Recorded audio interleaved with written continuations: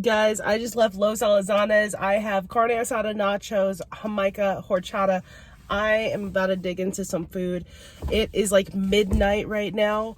It's really late. I'm in a random parking lot. My doors are locked. My pepper spray is here. I don't recommend this. I'm next to the light. There's still some people out. I mean, there's still some places open, so I'm not like in a super sus place, but I've been going through it, and I wanted to talk to you guys because what I was going to do was eat this food, play games on my phone, and just like unwind by myself. But I need to talk about it, bitch, because this is gonna be just good food, good vibes, venting, safe space kind. I almost spit on myself. I started salivating immediately. Oh my gosh, this smells so good. This actually looks really good. Okay, wait, because the Los Alazanes... Why am I about to drown? Hold on. Do I need to take another sip of my drink? The Los Alazanes near me is a hit or miss. And I was scared that, like, since it is so late, that it was going to be a super miss. But I don't know, because it looks and smells good, so we'll see. We'll see. This has steak, pico de gallo, guacamole, sour cream, beans, the asada. Mm. Mm.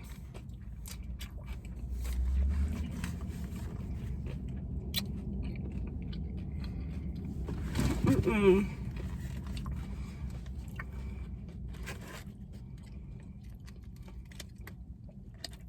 I'm like not parked right. I'm literally diagonal through like 3 parking places. I really hope that like the popo doesn't come knock on my door and ask me what the heck I'm doing. But like I needed the light. It's dark, you know.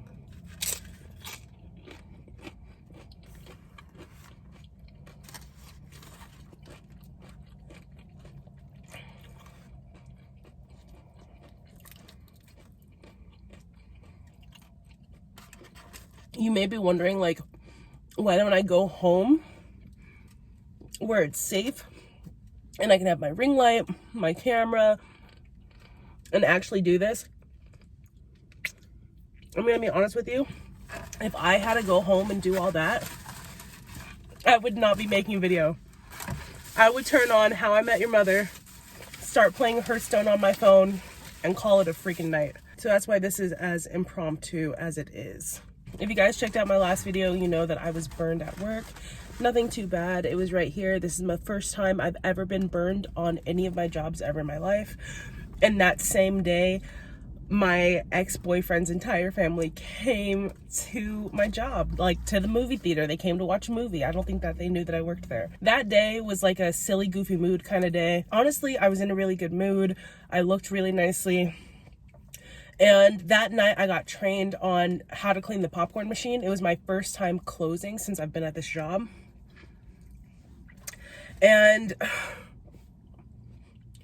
I was showed the ins and outs of this freaking popcorn machine for 3 hours. I've seen it take between, like, on the lower end, 40 minutes, and on the upper end, maybe like an hour and a half. But I got the ins and outs. And honestly, like, in one way, I was really appreciative because I'm the kind of learner where, like, if I understand the process of something or why something is the way that it is, and if I do it myself and I see you do it and whatever, it helps it stick. But there was just a few things, bro, that I was just like, One thing that I thought was interesting is the heat machines that I've worked with in the past, like anything that is going to be extremely hot. There's a cleaning cycle, like a cleaning setting, and whenever it's at a temperature where the machine is ready to use to be cleaned, there's like an indicator light or some type of very obvious, this is within safety regulations for you to be able to handle this machine. Keep that in mind, bro. I was cleaning the sides of the popcorn machine, and I'd wipe it down and I'd be like, oh, is that good? And my supervisor was like, yeah, it's good. And then she'd respray it. So she'd take me through that entire process, right? And me and one other person are being trained on closing. So we were scheduled to leave at 1 o'clock in the morning, but we didn't leave until like 2 a.m. And so the next day I go to work and, you know, we're getting slammed and slammed and slammed. There are so many people. I'm helping people back to back to back to back to back. And as soon as we closed and we're finally able to like lock the doors, I was like, okay, I'm going to the bathroom. I was in there. And I started using TikTok, guys, so I made a TikTok about this too if you want to like keep up with me there. But I'm like using the bathroom, and then all of a sudden I hear, Lexus? Hello? Hey Lexus, when you're done in here, you want to take your 10? What? I was literally in a stall and my supervisor came into the bathroom to call to me about my break. I was like, is this real life? Like what in the world? Like, what went through your mind to think that that would ever be okay and not like crossing a boundary? But anyway, so I leave the bathroom, I take my break, and then I'm going back to like cleaning the popcorn machine, which I had just learned how to do the day before. I was feeling confident, honestly. I had a dream about that dang popcorn machine. I was trying to remember the steps in my head. I asked her, I was like, are the steps written down anywhere? And she was like, no, you just kind of have to remember it. But trust me, after doing it so many times, you'll remember. So I'm like, okay. So I'm trying not to stay there till 2 in the morning again. So I'm going through the steps that I feel confident in, and she's like in the back washing dishes, and like the other closer that's new with me, he's like cleaning the oven and stuff, and like we're all in our sections getting it done. So when it came time to like clean the actual part that cooks the popcorn, which is really, really hot, and she told me like there's no real number on how long it takes for that to cool down, it just depends. And she told me some signs to look out for that could be helpful. She had told me also clean it while it's still kind of hot so that all of the stains don't stick to the machine and make you have to scrub it for longer.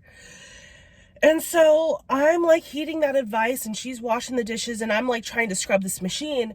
And like when she was showing me, she was really nice about it the day before, and she was like, hey, like I have OCD, so don't mind me, but like really get in there. Don't be afraid to get in there. Like you have to like twist into these little things and like crouch down and like pull the machine out and push it back and clean behind it. Like there's a big process. I'm a big girl, so like I'm like trying to get into these grooves, and then I'm trying to like wipe the side panel, which you have to like stick your arm through between the very hot like kettle that cooks the popcorn and then the plastic panel. There's like one section where you can stick your arm in, and you have to like reach to the back of the machine and kind of like blindly like wipe it.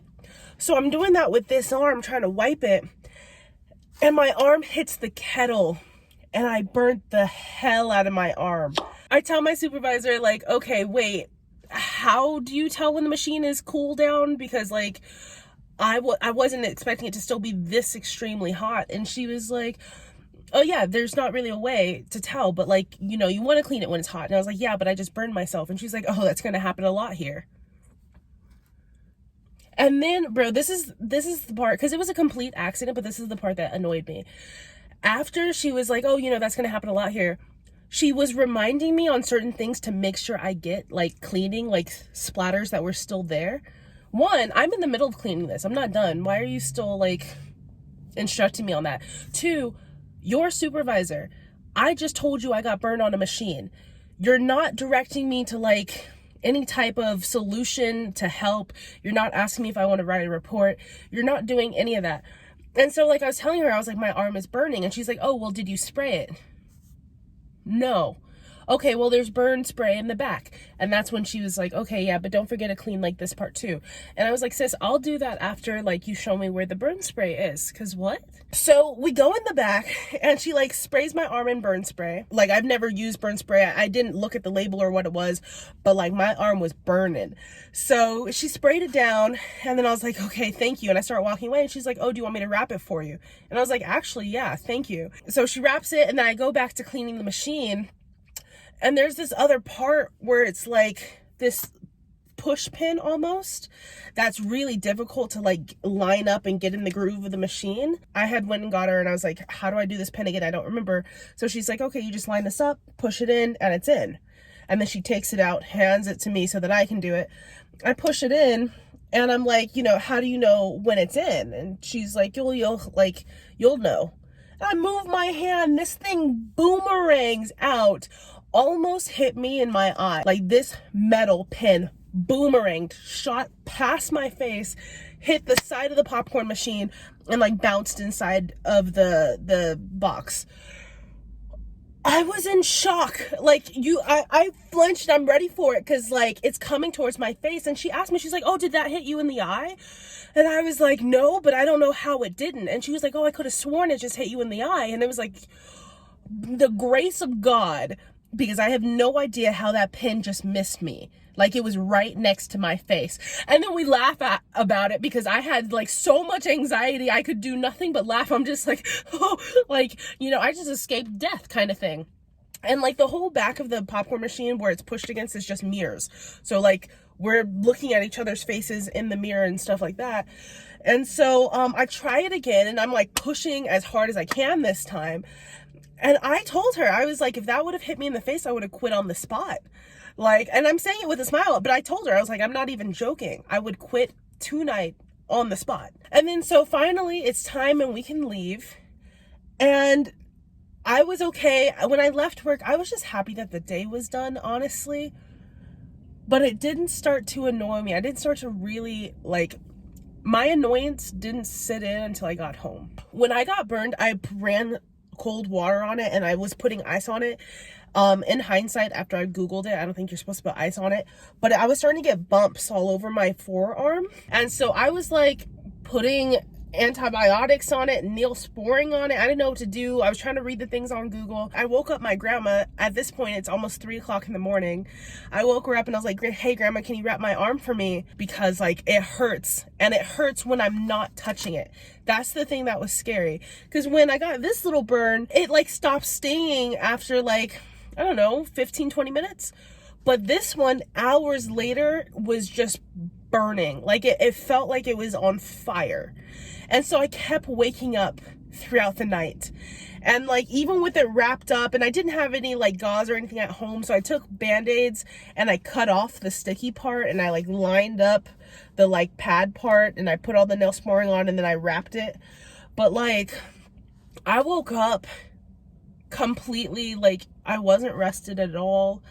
I was not in a good mood. And on top of that, I had like a stuffy nose, a sore throat. My grandma was telling me like, oh, you should call off work, you should do this and that. And I was like, no, grandma, like the other closer who's new with me, new to closing, if I called off work, he would just be there basically by himself doing all the things that, you know, two people usually do. I have never called off ever in my life from any job I've ever had. So I drove to work just trying to stay. I don't know why. I don't know what was the point. I don't know why I allowed myself to go work, because as soon as I got there, my mood was just down. I opened the door.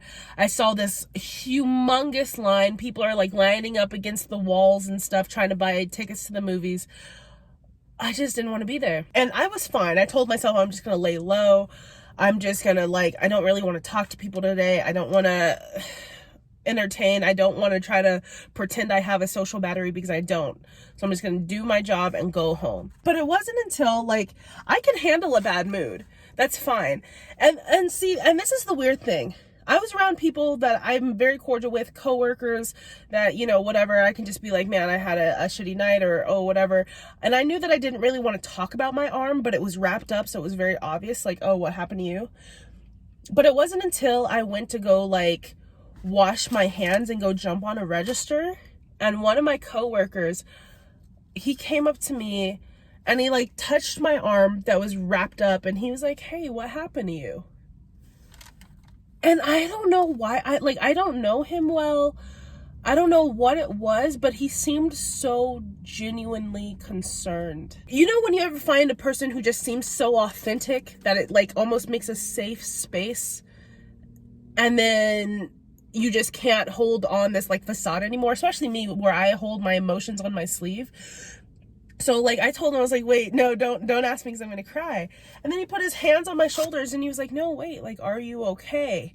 And he's like looking at me dead in my eyes. I start crying. I start bawling. I cried. Like, my manager told me, he was like, hey, go, are you okay? Do you not want to be here today? Like, you can go in the break room. I cried for like 15 minutes. Like, straight. I was pacing back and forth. I could not stop crying. And then I was embarrassed. I was so embarrassed. I'm like, all these coworkers are now asking me, right? Like, before I went to the break room, I had one of my coworkers come up and she was like, hey, why are you crying? Lexus, why are you crying? And I'm just like, I can't even talk to you because I don't know why I'm crying. I don't want to be here. My arm is burned. I feel like I'm not prioritized as an employee over this job. I feel like I don't want to be here. Like, it was just that. And I was like upset and I was on the spot and I hated that everybody could see like so clearly all of my emotions. I wasn't wearing any makeup. And when I went in the break room, before I started pacing, I was like, what do I look like right now? And I pull out my like camera to see myself. My eyes are like bloodshot. My nose is pink. Like, my cheeks are red. Like, I'm like, no. Like, you see everything I'm feeling all over my face.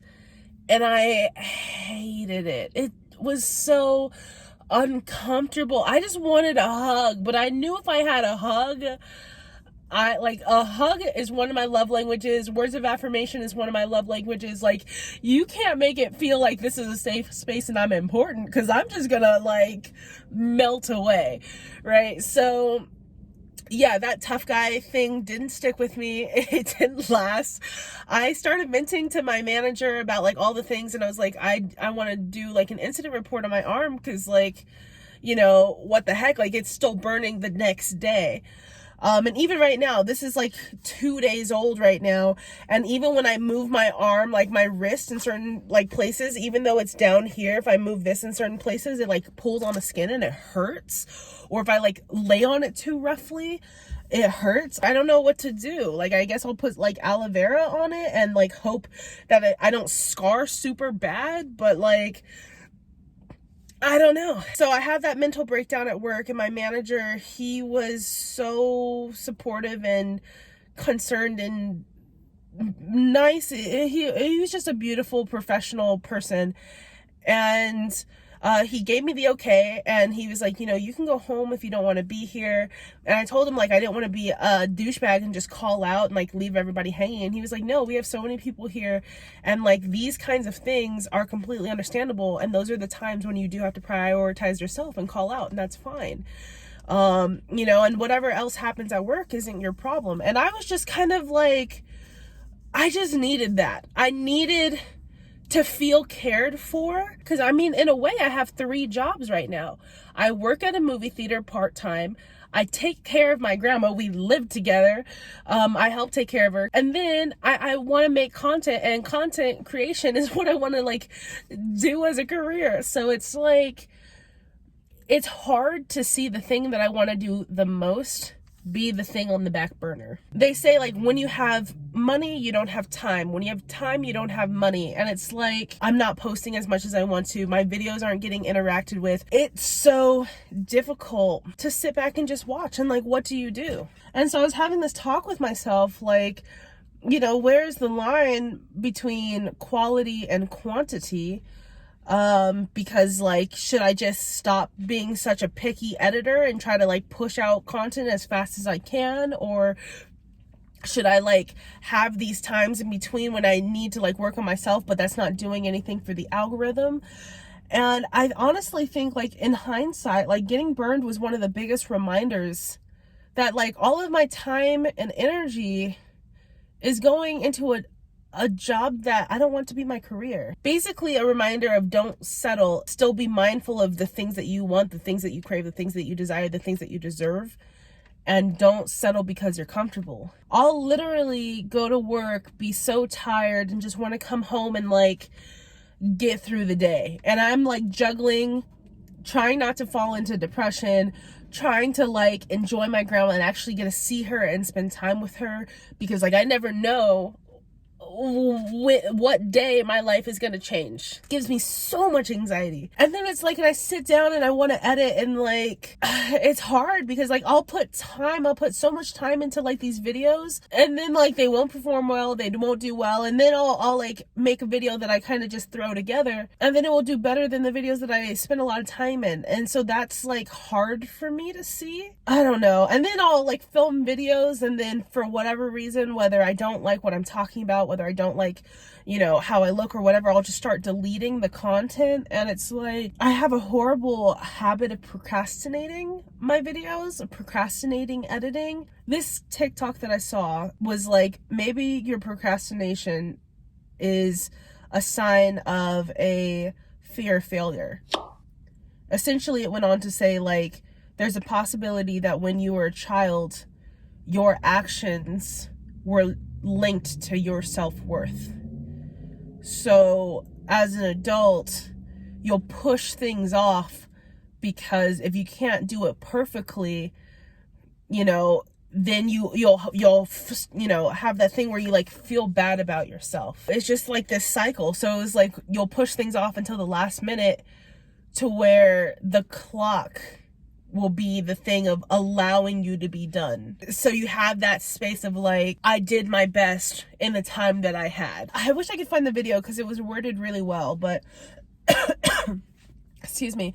But no, but like I think about that on and off now, because I definitely do think, yeah, like there's many moments in my life when it was like, if I didn't get good grades in school, if I didn't like do X, Y, and Z, then people aren't proud of me, then I'm not really worth much as a person. I'm doing my best to like actually show a change in the quality of my content, because it's like nobody wants to feel like they wasted their time at school, especially me. I went to school for film and like production and stuff like that, to have my videos be the same quality that they were before. So I think that I was embarrassed to just have a video where I just sit down and eat and talk, because it's like, you don't need a skill for that. You don't need a degree for that. You don't need anything for that. And it makes me feel like, I don't know, like I get told like, when are you going to start getting a career? Or when are you going to start using that degree that you went to school for? I get a lot of stuff of like disappointment. And it's hard because it's like, everything I have, I got by myself. I was financially responsible to get myself through school. Me and myself. Like, I moved myself into school by myself when all the families are like, oh, you know, let's check out your dorms together and let's like, you know, walk the campus tour together. No, I was by myself for that. I was by myself when the pandemic happened and I had to move out of like the room for rent that I had. I had to pack all my stuff in the car and drive myself home. Like, I was financially responsible for getting this car, my first ever big purchase in my life. I didn't have a cosigner. Like, I'm trying, and I hate it when it's like people who want to give you their 2 cents, but it's never towards your bills. It's always like you're not doing enough. And that like negativity is so prominent in my family that it's ridiculous. I know that you can't compare yourself to anybody else's journey. Like, I'm where I'm supposed to be at this moment in time. I'm exactly where I'm supposed to be. And I'm doing my best to make sure like my person doesn't have to deal with a bunch of baggage from me. Like, I'm trying to pay off my debts. I'm trying to build a career for myself. I'm trying to be a decent human being. I'm trying to get my like mental health together and my physical health together. Like, I'm trying to be mindful and self-aware and grow as a person. But it's also difficult because like a bitch got depression. Like, I have so many things that I like go throughout the day. And it's so sad, like the little highlights of my day. Like the night that I woke my grandma up and asked her to wrap my arm for me, I was over the moon that she remembered the next day. The next day when I saw her, the first thing she said is, oh, how's your arm?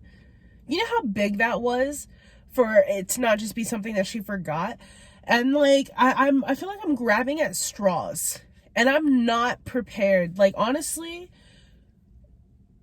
there's a TikTok sound that says like, you're gonna ruin my life when you die. And I'm terrified. I'm terrified. I don't know. I'm just kind of overwhelmed. Hopefully I'll be able to like post more. And I also get very weary because I can have a tendency to overshare. And so I'm not trying to like throw my life at you, but like I need somebody to listen. I need somebody to talk to. Like, I'm by myself at midnight in a parking lot. Like, I appreciate you guys being here. Wow. I'm by myself in a random parking lot at midnight. Yeah. But I appreciate y'all for listening. I forgot I had a whole freaking thing of nachos. My chips are probably soggy by now.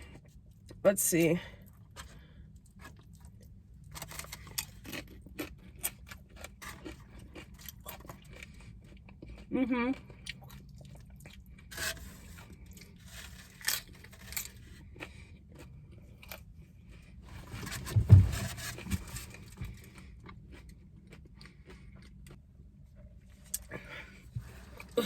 I couldn't decide between jamaica and horchata. So that's what I have for you guys. Keep your fingers crossed for me. I'm trying to stay motivated. Ow, mother. No. My arm just rubbed across the like texture of the words on my shirt. Ow. But yeah, I'm trying to stay motivated. I'm trying to like I don't know. I'm trying to reach my goals. And I'm trying to keep my head above water. So pray for me, guys. I appreciate you. I love you. Let me know if you like this style of like raw, sit down, chit chat kind of videos. Okay. Love you. Bye.